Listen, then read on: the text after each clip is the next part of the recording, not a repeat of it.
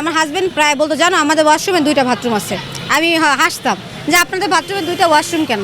বলতো জানো আমরা এখানে যারা আছি সবাই তো অবৈধ, পুলিশ আসলে যেন আমরা বের হইতে পারি, এই জন্য আমরা ওইভাবে বের। আমি 12টার সময় তাকে ফোন দিতেছি, দেখতেছি সে তাড়াতাড়ি করে ওই তো নিজস্ব জিনিসপাতি যা আছে দেখাচ্ছে, মোবাইল, পাওয়ার ব্যাংক, এগুলো সে গুছাইতেছে। তো বলতেছে যে এখানে তো পুলিশের রেড পড়ছে, আমাদের যে কোনো মুহূর্তে হয় বাঁচবো নাহলে মরে যাবো। তো উনি ফোনে আমি দেখতেছি বাথরুমের এক দরজা দিয়ে ঢুকলো, আরেক দরজা পিছনের দরজা দিয়ে দৌড় দিয়ে পালাইতেছে, হ্যাঁ হ্যাঁ করতেছে, মানে ও মানে পুরোপুরি হয়রান হয়ে গেছে। তো ওই দিনই আমি ওকে ডিসিশন দিছি, ফ্যামিলি যা ইচ্ছা তাই বল। ঋণ করে গেছেন, বাংলাদেশে আসেন, ঋণ আমি কষ্ট করে দরকার হলে ভিক্ষা করবো, আমাদের আর কোনো রাস্তা নাই, কিন্তু এভাবে আমি আপনাকে আর দেখতে পারবো না। এই কারণে আমাদের বাসা থেকে আরো আলাদা করে দিচ্ছে। আমি আমার হাজবেন্ডকে বিদেশ থেকে নিয়ে আসছিলাম, কেন নিয়ে আসছি, বোর জন্য চলে আসতে হয়েছে, কেন সে কষ্ট করতে পারলো না, এই মূলত এই কারণে আমার শ্বশুরবাড়ি থেকে আমাদের আলাদা করে দেয়। আসলে একটা সময় শ্বশুর শাশুড়ির কাছে ওরকম কিছুই ছিলাম না, আমার কোনো দাম ছিল না। আমি মনে করতাম আমি তাদের কাছে বুয়া। আমি সকাল থেকে রাত পর্যন্ত কাজ করতাম, মনে হয়তো যে আমি কাজ করে তাদের কাছ থেকে 2 মুঠো খাবার আমি নিতেছি এর বিনিময়।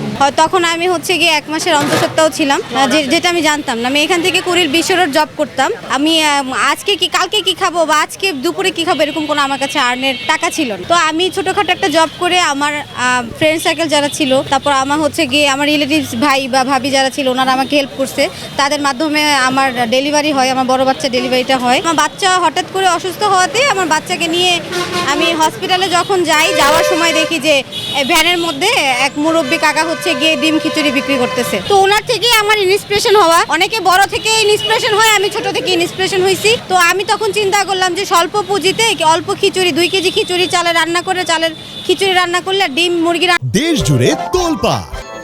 ওয়ালটন ফ্রিজ কিনে আপনিও হয়ে যেতে পারেন মিলেনিয়ার।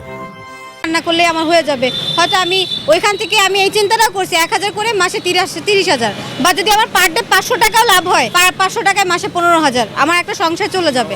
আমি এই চিন্তা করছিলাম। তো ওনার থেকে ওই মুরব্বী চাচা থেকে ইন্সপিরেশন হয়ে আমি আমার ফ্যামিলির থেকে 3000 টাকা ধার নিছি। সেই 3000 টাকা দিয়ে হচ্ছে আমি ভ্যানের মধ্যে আমার হাজবেন্ড একটা বাচ্চা নিয়ে ডিম খিচুড়ি বিক্রি করছে। তো ওই ডিম খিচুড়ি বিক্রি করতে আসলে ওইভাবে না লাভ হইতো না, হয়তো দেখা যাইতো আরতে যারা ছিল ওরা 40 টাকার জিনিস 20 টাকায় খাইতো। তারপরে যখন দেখা গেল যে একটা পর্যায়ে আমার অবস্থা খুবই খারাপ হয়, আমার বিয়ের গহনা ছিল যেটুকু, ওইটাই আমার কাছে সম্বল ছিল।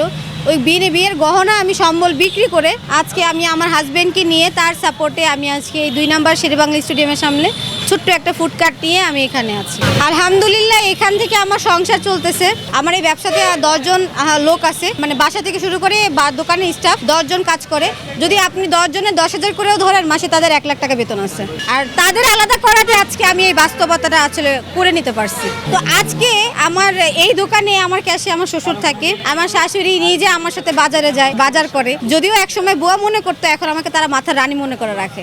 এই রান্নাগুলো দিয়েই আসলে আমার জীবন পার হওয়া। আমি চাই জীবনে যেটাই করুক যেন অন্তত কিছু হইলেও পুঁজি রাখে, নিজের কাছে সেভিংস রাখে, যে সেভিংস দিয়ে বিপদে তারা উঠতে পারবে।